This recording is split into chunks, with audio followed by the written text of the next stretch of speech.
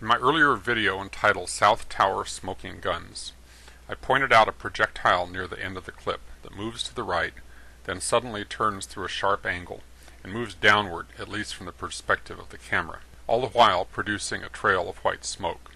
For this object to radically change directions like this, it had to experience a sudden impulse.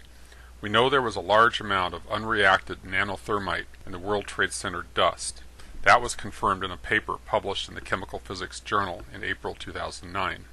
Thermite reactions produce aluminum oxide, which is visible as white smoke, and nanothermite is explosive. Nanothermite is stable when wet and can be literally painted onto steel beams. Nanothermite painted onto this chunk of material would explain the explosion, producing the sudden change of direction, and it would also explain the white smoke trail. When we zoom in, we can see that the path zigzags, indicating multiple small explosions. Once I found this projectile, I looked for it in other videos. I found it in several videos from different angles, but when shown against the backdrop of the white debris cloud, it is very hard to see. This is another video from a very similar perspective to the first. In this shot, the trail can be seen to persist all the way down to the bottom of the collapse. We can learn several things from the behavior of this projectile. First, it is clear that this chunk carries explosive material with sufficient power to drastically change its momentum in a short outburst. Secondly, it is clear that the smoke we see is not general smoke from the fires entrained in the wake of a moving object. Since the smoke trail follows the object in all of its twists and turns, it is clear that the smoke is being emitted from the object itself. The most obvious interpretation, of course, is we are seeing the results of nanothermite burning and undergoing explosive outbursts.